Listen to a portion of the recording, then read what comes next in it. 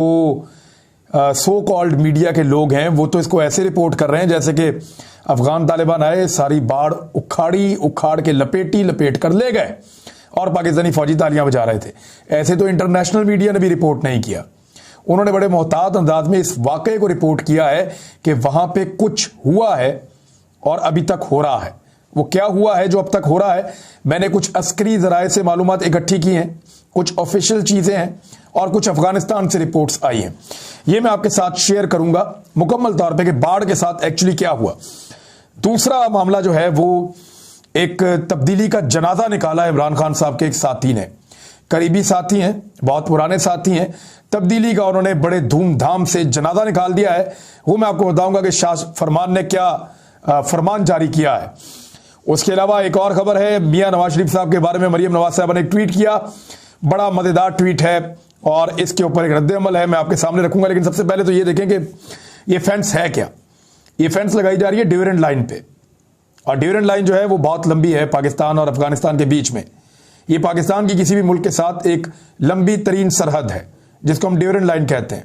बलूचिस्तान से लेकर खैबर पख्तूनख्वा तक, यानी चित्राल के पहाड़ों से लेकर ये जाती है बलूचिस्तान के सहराओं से होती हुई मकरान तक। ये इतनी लंबी एक सरहद है पाकिस्तान की अफगानिस्तान के साथ। पाकिस्तान चाइना के साथ लगता है, भारत के साथ लगता है और अफगानिस्तान के साथ लगता है। सबसे लंबी सरहद यही है।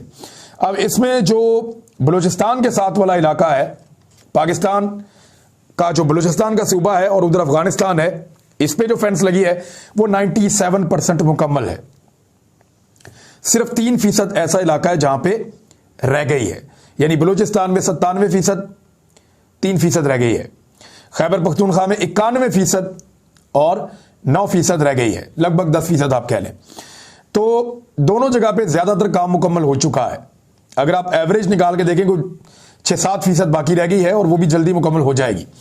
ये जो बाकी रह गई है इसकी कुछ वजूहात हैं, 3 बड़ी वजूहात हैं। नंबर 1, या तो ये इलाका, इसके ऊपर एक तनाज़ा है दोनों मुल्कों के बीच में, यानी अफगानिस्तान की तरफ रहने वाले लोगों का ये कहना है कि ये अफगानिस्तान का इलाका है और पाकिस्तान की जो रियासत है उसका ये कहना है कि ये हमारा इलाका है, लेकिन ये तनाज़ा बहुत थोड़ी जगहों पे है।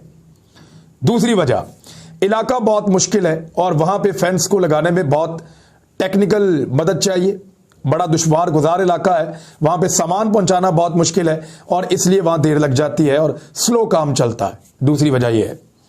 तीसरी वजह कि ये इलाके पहली तरजीह नहीं थे। जो इलाके पहली तरजीह थे उनको पहले मुकम्मल किया गया और जो आखिरी तरजीह है उनको आखिर के लिए छोड़ा गया। ये 3 वजूहात है अगर किसी जगह के ऊपर फेंस लगने से रह गई है। नंबर 1, इलाका मुतनाज़े। नंबर 2, मुश्किल तरीन इलाका। नंबर 3, पहली तरजीह नहीं था। अब ये जो एरिया है जहां पे ये फटा हुआ है, ये तुर्कम बॉर्डर के ज्यादा दूर नहीं है।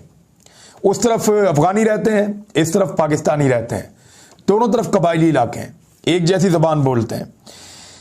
अब एक तो मैं आपको यह कंफर्म कर दूं अस्करी जराए से कि जो सामान लेकर गए थे तालिबान वो वापस आ गया है और ये सामान कोई बाढ़ उखाड़ के नहीं लेकर गए थे। मैं आपको फिर कह रहा हूं, बाढ़ जो है, जो लगी हुई है रिजर्वायर्स, वो सिली हुई हैं, उनको उखाड़ना आसान नहीं है, वो बहुत मुश्किल काम है और उसके लिए उनको मशीनरी चाहिए।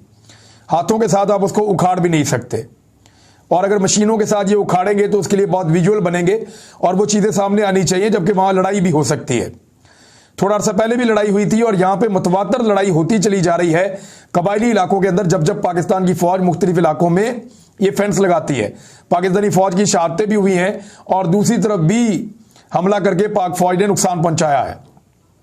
तो ये फेंस लगाना लोग रोकते हैं। इससे क्यों रोकते हैं उसकी वजह मैं आपको बताता हूं कि यहां जो कबायली लोग हैं जो अफगानिस्तान वाली साइड पे रहते हैं, एक तो वो मटेरियल वापस आ गया है। ये जो मटेरियल उन्होंने उठाया था वहां से, ये एक्चुअली उन्होंने उखाड़ा नहीं किसी चीज को, ये वहां पड़ा हुआ मटेरियल था, फौज की गैर मौजूदगी में वहां से उठा के ले गए